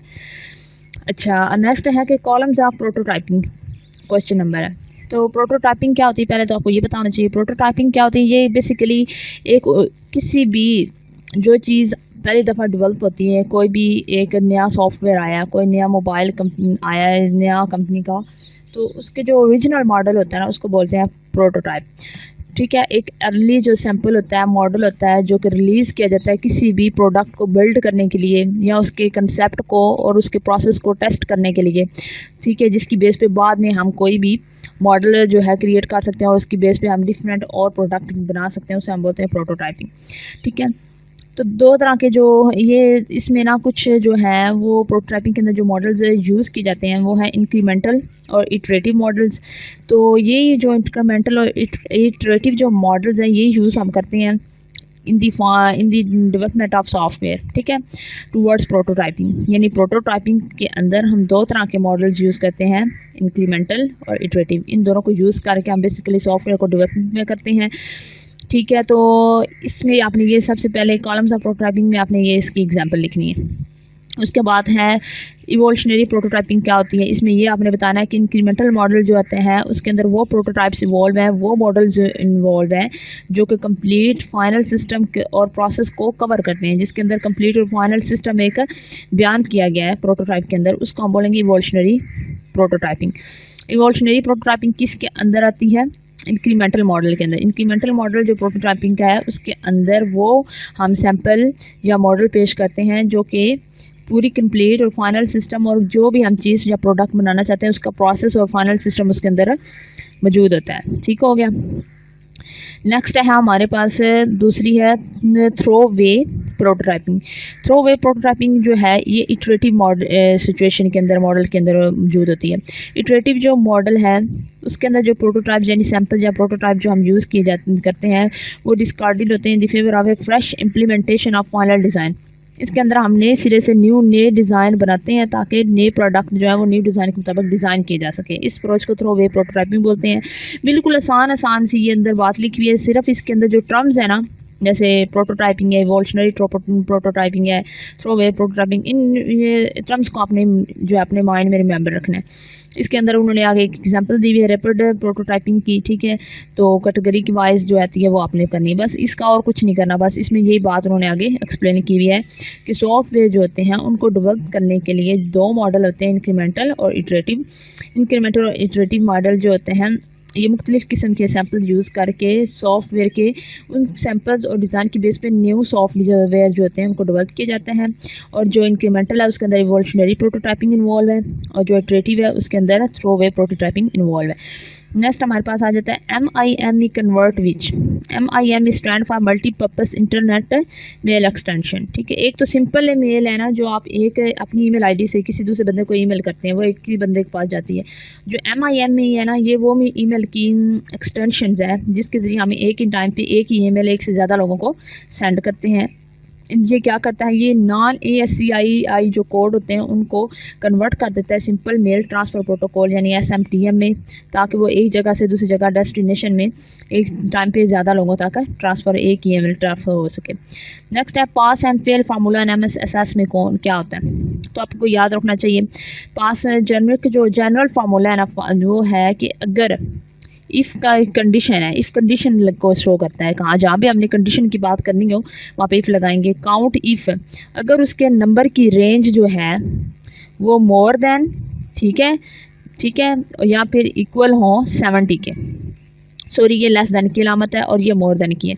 तो ये अब ये हमारे पास सिंबल शो हो रहा है ना, वो कह रहा है अगर रेंज है जो उसके नंबर आए हैं पास होने के लिए, अगर वो जो है लेस देन 70 है या इक्वल है तो उसके लिए हमें पता चले, यानी लेस देन अगर 70 हो जाए या 70 के इक्वल हो तो वो फेल होगा, या इससे ऊपर हो तो पास होगा। तो ये आपने याद रखना है। आगे नीचे उन्होंने इसको कंप्लीट कैसे करना है आपने, ये मैंने जर्नल बताया था, अब बताती हूँ इफ़ अगर कंडीशन उन्होंने बताई है कि अगर उसके नंबर की रेंज जो है वो 70 से लेस देन हो या 70 के इक्वल हो, और वो जो नंबर है वो ओवरऑल उसकी CGP जो होती है वो लेस देन 4 या 4 के इक्वल आ जाए, तो या तो वो फेल होगा या पास होगा। दो कंडीशन हम इसमें से लगाएंगे, ये उन्होंने इकट्ठी कर दी हैं। तो अगर पास होगा तो हमने ये जहाँ पर लेस देन के अलावा मोर देन की अलामत लगा देनी है तो वो फिर पास की कंडीशन आ जाएगी। अगर लेस देन की लगाएगी तो सिर्फ पास हटा के फेल लिखना पड़ेगा यहाँ पे। तो ये कंडीशन है दोनों की। Must pass 4 out of 6 subject, ठीक है। अगर 6 सब्जेक्ट में से वो पास हो रहा है, 6 सब्जेक्ट है उसमें टोटल, तो इसको हम ये भी ज़ाहिर कर सकते हैं कि 6 में से वो 4 सब्जेक्ट में भी पास हुआ है। इस टर्म में भी हम इसको बता सकते हैं। Phases of software development cycle, ये मैंने पहले भी लास्ट वीडियो में बताया था कि सॉफ्टवेयर लाइफ साइकिल की कुछ स्टेप्स हैं, उनको हम फेजेस बोलते हैं। इसमें डिज़ाइन फेज़ है, सबसे पहले सॉफ्टवेयर को डिज़ाइन किया जाता है, उसके अंदर उसको इम्प्लीमेंट किया जाता है कि ये इस डिज़ाइन के ऊपर फिट हो रहा है या नहीं। उसके बाद उसको टेस्टिंग किया जाता है कि सॉफ्टवेयर काम कर रहा है या नहीं। उसके लिए उसकी प्लानिंग की जाती है, एनालिसिस की जाती है, डेवलपमेंटल फेज़ जो होती है उसमें आके वो कंप्लीट डेवलप हो जाता है, और एंड पे वो मेंटेनेंस फेज़ होती है। इसके बाद सॉफ्टवेयर होता है रेडी टू रन। तो ये अपने फेजेस जो 7 फेजेस याद रखनी है। व्हाट आर सूडो कोड, ये 2 नंबर का क्वेश्चन आपके पेपर में मस्ट आता है।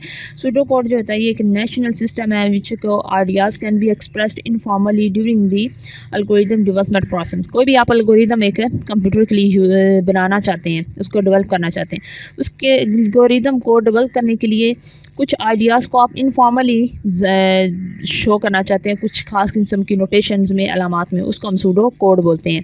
ठीक है, एक होता है फॉर्मली, एक इनफॉर्मली होता है कि किसी चीज़ को ख़ास किसी मेथड के ज़रिए, प्रोटोकॉल के ज़रिए और रूल्स के ज़रिए हम लोग डेवलप कर रहे हैं, और वो उस रूल्स को क्या कहेंगे, pseudo code.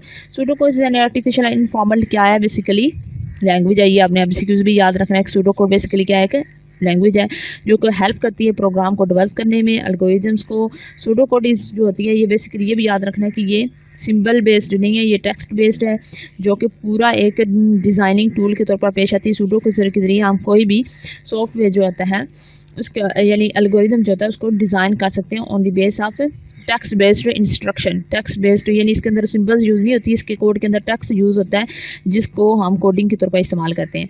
The rules of pseudo codes are reasonably straightforward. ठीक है, ये इसके अपने अलग रूल्स हैं, ये उन्हीं को फॉलो करता है, किसी के ऊपर डिपेंड नहीं करता। तो इसके लिए ये कौन कौन सी स्टेटमेंट यूज़ करता है, while, do, for, if, switch, ये वाली स्टेटमेंट जो होती है ना कंडीशंस के लिए ये यूज़ करता है।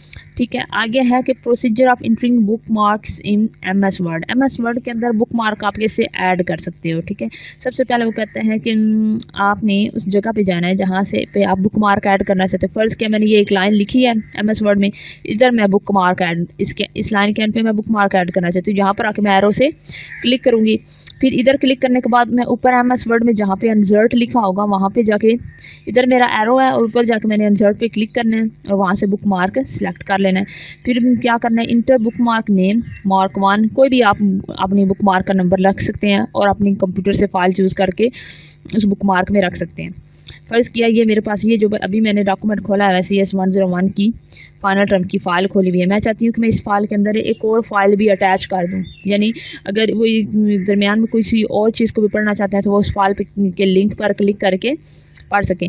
तो यहाँ पर मैं चाहती हूँ कि आपकी मिसाल के तौर पर कोई भी एक फ़ाइल है वो यहाँ पर इस फाइल के अंदर बाइड हो जाए, इंसर्ट हो जाए, तो मैं उसके लिए एक छोटा सा लिंक बना लूँगी। उस लिंक को हम कहते हैं बुक मार्क। और बुक मार्क करने के लिए हमने क्या करना है, जब हम इधर क्लिक करेंगे, इंसर्ट पे जाएंगे, वहाँ से बुक मार्क पर क्लिक करेंगे तो हमारी फ़ोन की स्टोरेज ओपन होगी जहाँ से हमें वो फ़ाइल चूज़ करनी है जो यहाँ पर हम एज ए लिंक रखना चाहते हैं। उस फाइल के ऊपर क्लिक करके उसको अपनी मर्ज़ी का कोई भी हम नाम दे सकते हैं, मार्क 1, मार्क 2 या CS101, जो भी आप अपनी रिमेंबरिंग के लिए नाम देना चाहते हैं रख लें, और वो इधर लिंक के तौर पर क्रिएट हो जाएगी। बाद में आप उस बुक मार्क के ऊपर क्लिक करेंगे तो वो पूरी फाइल जो है वो न्यू टैब में ओपन हो जाएगी। ठीक है, तो ये आप लोगों ने याद रखना है। To change case which command is use. Change case का मतलब क्या होता है, अगर आपने कोई भी एक फ़र्ज़ किया ये वाला आपने एक लाइन लिखी है इंग्लिश में, एक सेंटेंस लिखा है, तो इसका आप जहाँ इस लाइन को तमाम सारे का सारा कैपिटल लेटर्स में करना चाहते हो, ठीक है, सारे का सारा इस तरह कैपिटल में लिखना चाहते हो, या फिर सारे का सारा शॉर्ट लेटर्स में लिखना चाहते हो, स्मॉलर लेटर्स में, या पहला लफ्ज़ कैपिटल डालना चाहते हो और दूसरे छोटे, इसे कहते हैं चेंज केस। ठीक है, तो उसके लिए शॉर्टकट की क्या होती है, इसमें चेंज केस में ना एक ऑप्शन होता है लोअर केस का, एक अपर केस का होता है, एक कैपिटलाइज का। लोअर केस में सारे वर्ड छोटी लैंग्वेज में हो जाते हैं, छोटे अल्फ़ाबेट्स में हो जाते हैं। ठीक है, कैपिटल नहीं स्मॉल लेटर में हो जाते हैं। अपर केस में तमाम के तमाम जो लफ्ज़ जिनको हमने सेलेक्ट किया हुआ है ना वो किस में हो जाएंगे, वो हो जाएंगे कैपिटल लेटर्स में। और कैपिटलाइज ईच वर्ड में क्या होगा, सेंटेंस का जो पहला या वर्ड का पहला लफ्ज़ जो होगा वो बड़ा हो जाएगा, बाकी सारे लफ्ज़ जो होंगे छोटे होंगे। ये करने के लिए हमने शॉर्टकट की कौन सी यूज़ करनी है, Shift+F3, तो ये हमें याद रखनी है। नेक्स्ट है कि ये भी आता है 2 नंबर का क्वेश्चन, बहुत ही सिंपल सा है। LIFO and FIFO stands for. LIFO का मतलब होता है last in, FO first in out, last in first out. इस तरह FIFO का मतलब है फर्स्ट इन फर्स्ट आउट। तो ये आप लोगों ने इसकी सिर्फ एब्रीविएशन याद करना और इसका कुछ नहीं करना। Change area of square and parameter of square in pseudo code. Pseudo code के अंदर है, क्योंकि सूडो कोड हम एक सिक्योर नुमाज वो एडिटर में सूडो कोड लिखने वाले जो टेक्स्ट एडिटर होते हैं उसके अंदर लिखते हैं ना, उसके अंदर जो स्क्वायर बना होता है टाइटिंग का कि ये एरिया, इसके अंदर आपने यहाँ पर अपना टेक्स्ट है लिख के सूडो कोड बनाना है।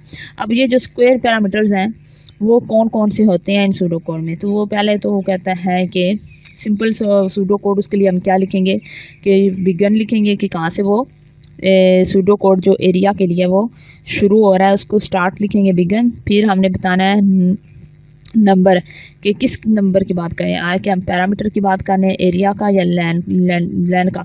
तो इन तीनों को जिसको भी हमने सूडो कोड लिखना है उसको हम लिखेंगे, फिर इनपुट करेंगे। फिर एरिया जो होता है वो लेंथ प्लस लेंथ, आपको पता है ना, एरिया जो होता है वो लेंथ प्लस लेंथ हो तो पूरी जो होती है पैरामीटर उसका एरिया निकल आता है। तो ये भी पता है कि इसका मैंने अगर एरिया निकालना है तो इसकी कितनी साइडेड है, 4 साइडेड है। तो पैरामीटर कैसे निकालेंगे, लेंथ मल्टीप्लाई विद 4 साइडेड, तो वो उसका पूरे का पूरा पैरामीटर निकल आएगा। तो आउटपुट जो होगा वो हमें इधर देगा। जब हम आउटपुट करेंगे यहाँ पर लेंथ की अमाउंट लिखेंगे, ठीक है, तो एरिया निकल आएगा। फिर पैरामीटर निकालना है तो लेंथ को मल्टीप्लाई कर देना है 4 से, एक जो साइड की लेंथ है, ठीक है, उसको मल्टीप्लाई कर देना है 1 2 3 4 से, 4 से मल्टीप्लाई करेंगे तो वो उसका पूरे का पूरा पैरामीटर निकल आएगा।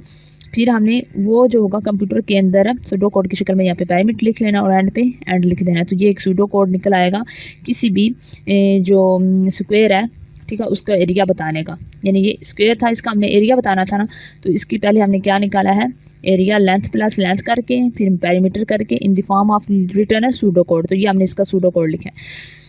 नेक्स्ट है कि briefly describe the quantitative theory of money and right it equation. Quantitative theory of जो मनी की जो क्वांटिटेटिव थ्योरी होती है इसे क्या बोलते हैं, तो ये आपने इसकी डेफिनेशन याद कर लेनी थ्योरी की। Quantitative theory of money state that money supply and price level in an economy are in direct proportion to one another. Simple सी इसकी डेफिनेशन है, ठीक है। वो कह रहे हैं कि अगर क्वांटिटी हमारे पास आ रही है कोई भी मनी की, तो उसका मतलब क्या है कि मनी सप्लाई कितनी दे रहे हैं और प्राइस लेवल जो है कितनी दे रहे हैं, ठीक है।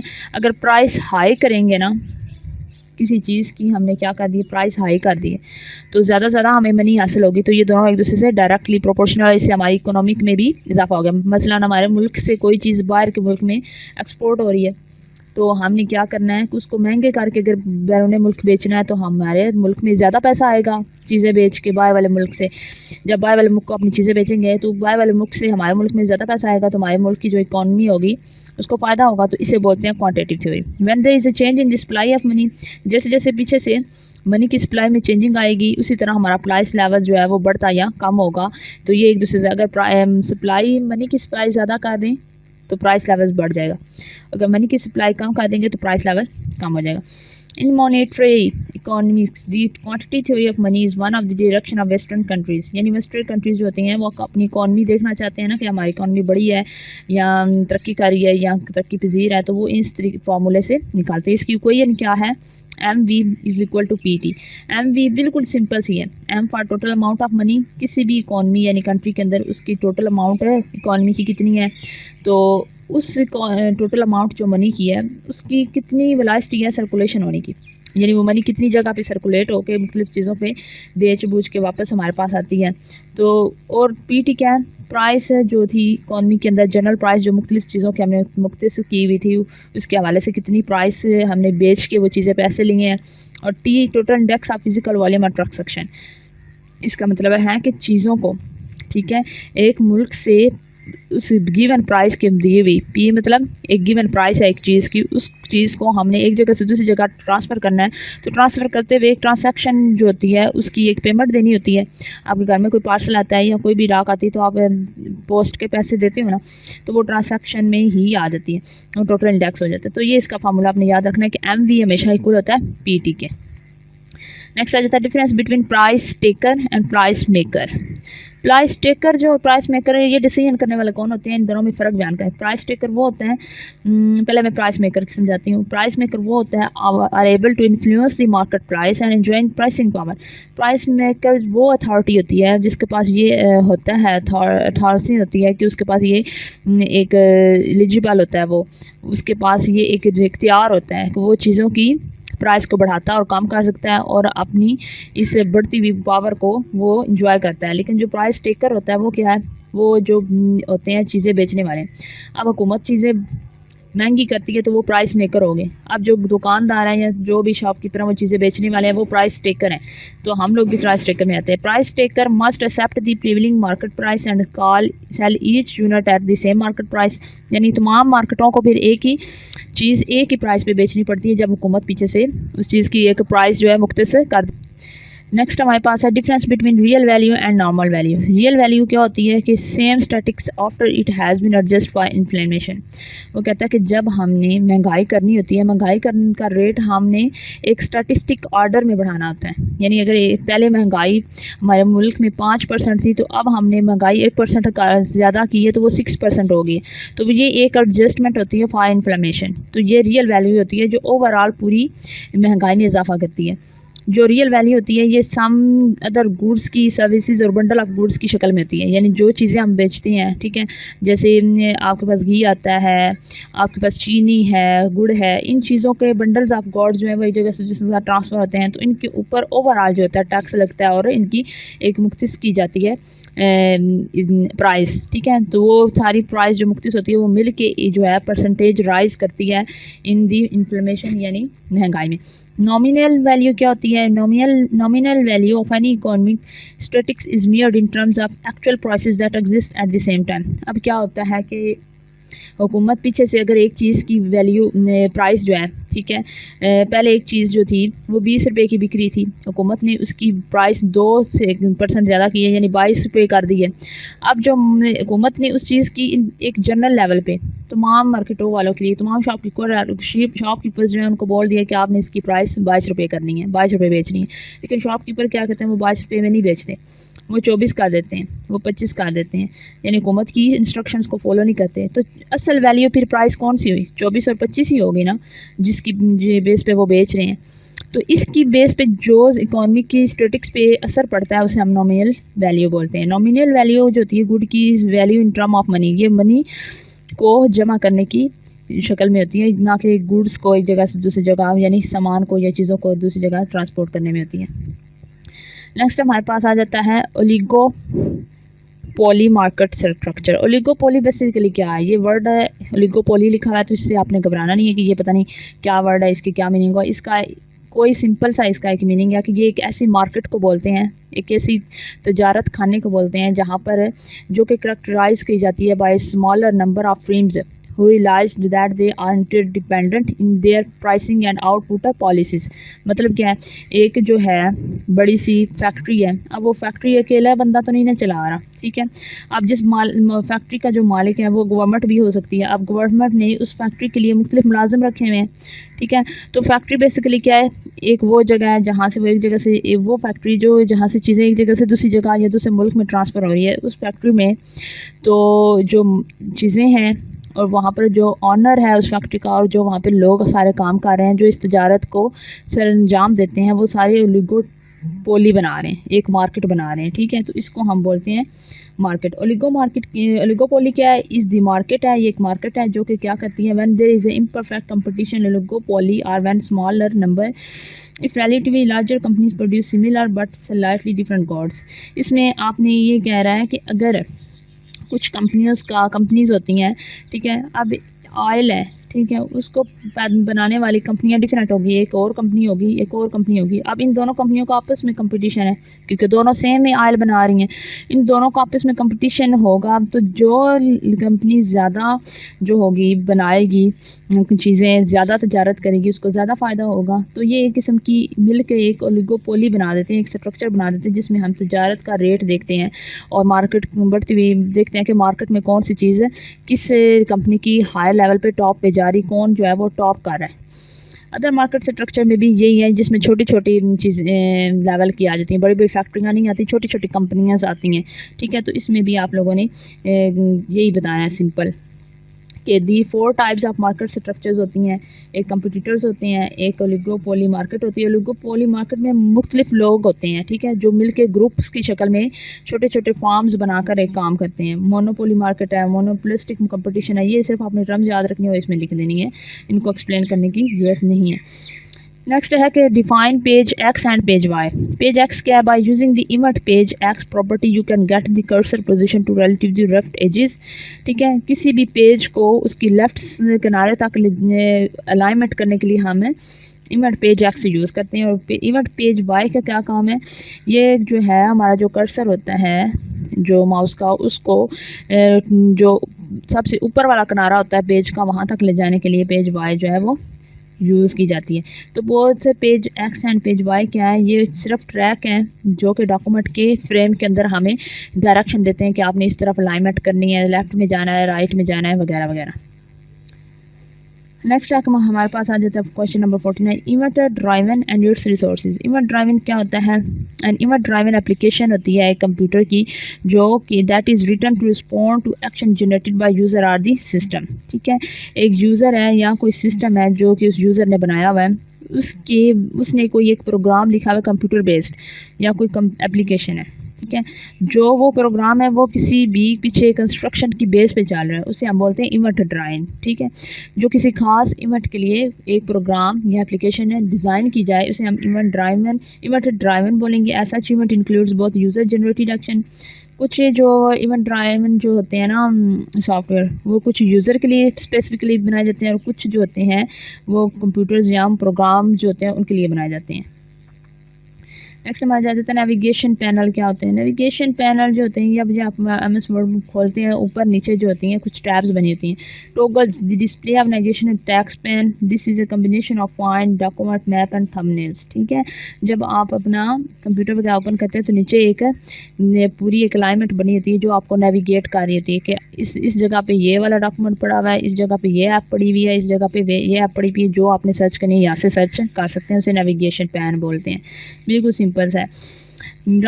Right about media. मीडिया क्या है? Media today use convergence as a lens that puts students at the center of the profound changes in the 21st century media world। वो क्या कह रहा है कि मीडिया ने जो है, ये जो आम मीडिया है, इसने 21वीं सदी में तमाम स्टूडेंट्स को इस काबिल बना दिया है कि वो मुख्तलिफ एंगल्स से सोसाइटी को, चीज़ों को देख कर समझ सकते हैं। कन्वर्जेंस एज ए लेंस ये इधर एडमेटिकली यूज़ हो रहा है, ये कोई ये मत समझ लीजिएगा कि फ़िज़िक्स का कोई लेंस वाला कन्वर्जेंस है। यह यहाँ पर इंग्लिश को, इस वर्ड को एज ए इडियम यूज़ किया हुआ है कि क्या है कि इस मीडिया ने 21st सेंचुरी में स्टूडेंट्स को इस काबिल बना दिया है कि स्टूडेंट्स अपना एक पॉइंट ऑफ व्यू रखते हैं और मीडिया की बदौलत वो मुख्तलिफ इंफॉर्मेशन नेट और चीज़ों से इंफॉर्मेशन लेकर किसी भी चीज़ की तरफ असेस कर सकते हैं। तो वो चीज़ें मीडिया के अंदर क्या क्या इंक्लूड है? न्यूज़पेपर इंक्लूड है, वीडियो गेम्स इंक्लूड है, सोशल नेटवर्किंग ऐप्स हैं जैसे फेसबुक है, इंस्टाग्राम है, ट्विटर वगैरह है। और ये तमाम जो हैं, ये तमाम चीज़ें जो हैं ये इन स्टूडेंट्स को इस काबिल करवाती हैं कि वो डिजिटल मीडिया से मिल सके और उनसे अटैच हो सकें। ठीक है, डिजिटल मीडिया का मतलब क्या है? मीडिया ही जो आम हम इंटरनेट और टीवी वगैरह देखते हैं। What is SDLC and it's faces? SDLC क्या होता है? System development life cycle. ये हम तीसरी बार, इसी पिछली भी वीडियो में मैंने बताया था और अभी भी तीसरी बार मैं बता रही हूँ कि सिस्टम डेवलपमेंट लाइफ साइकिल होता है।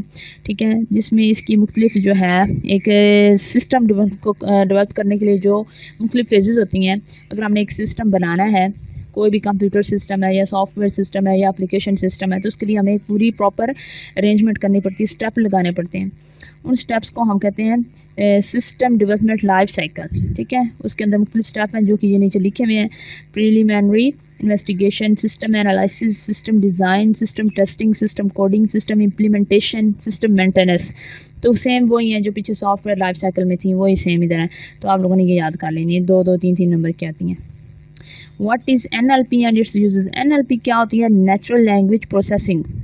ये वो सॉफ्टवेयर होते हैं जो कंप्यूटर्स के अंदर कंप्यूटर को और ह्यूमंस को जो दरमियान में वो लैंग्वेजेस जो हमें कंप्यूटर को हमारी समझ नहीं आती और हमारी कंप्यूटर को जो लैंग्वेज समझ नहीं आती, तो ये NLP एक ऐसे प्रोसेसिंग यूनिट होते हैं जो कंप्यूटर में इंसर्ट किए जाते हैं, जिसकी बदौलत हम कंप्यूटर की लैंग्वेज समझ सकते हैं और कंप्यूटर जो होता है वो हमारी लैंग्वेज को समझ सकता है और हम मुख्तलिफ इससे रिलेटेड अपने काम जो है, टास्क जो है वो परफॉर्म कर सकते हैं। NLP क्या करता है? इसने हमारे लिए कंप्यूटर्स को लिए पॉसिबल कर दिया है कि वो टेक्स्ट को रीड कर सकता है, हमारी स्पीच को सुन सकता है और स्पीच को सुन करके रिजल्ट इंटरप्रेटर करता है, ठीक है, डिटर्मिन करता है इसके मुख्तलिफ पार्ट्स को। याद रखिएगा कंप्यूटर का मतलब सिर्फ वो कंप्यूटर नहीं है जो आप गैर नेट के घर में इस्तेमाल करते हैं। कंप्यूटर का मतलब होता है कि एक नेटवर्क, ठीक है, जो उसमें आप कंप्यूटर का मतलब ये भी है कि ऑनलाइन जो कोई चीज़ डाउनलोड कर रहे हैं तभी आप कंप्यूटर को इस्तेमाल करके डाउनलोड कर रहे हैं।